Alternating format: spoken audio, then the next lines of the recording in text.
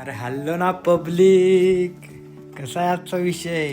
हो, आपण ना सरा फोडण्यासाठी ना ट्रॅक्टर मागवला. रोटावेटर ट्रॅक्टर म्हणतात का काय याला, हां कदाचित हो. तर ते आज मागवलं होतं आपण यासाठी की आपल्या ज्या सऱ्यांमधली जी रोपं आहेत ना ती लहान होती, त्यामुळे आपल्याला ना ते बेड फोडता येत नव्हती. पण आता त्यांची वाढ चांगल्यापैकी झाली, त्याच्यामुळे आपण आता बेड फोडून घेतो. कारण काय होतं आहे, हवा येते आणि हवा आल्या कारणाने ना जे आपले पानं आणि जी हाईट वाढली ना त्यांची, तर त्याच्यामुळं ते झाड ना एका साईडला ना कोलमडलं जातं.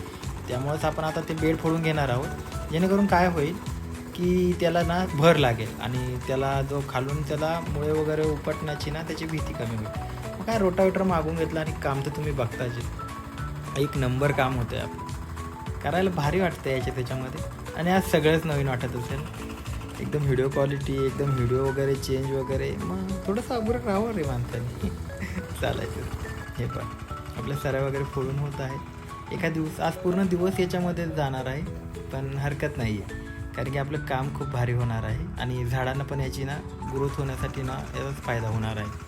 कारण की नवीन माती वगैरे भेटेल त्यांना. आणि परत ह्याच सऱ्यामध्ये आपण काही वेगळी लागवड वगैरे करण्याचा माझ्या डोक्यात विचार आहे आणि त्याच्यामध्येच खत वगैरेंचं पण याच्यामध्ये आपण हे करूया. आता बॅच पण लवकर येणार आहे, त्याच्यामुळेही आपण घाई करत आहोत. बघा काम, बघा तुम्ही फक्त, एक नंबर काम.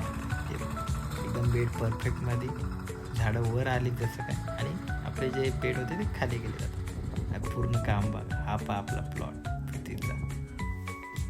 आणि याचं सर्व श्रेय जातं आहे ह्या वाघाला. कसं आहे,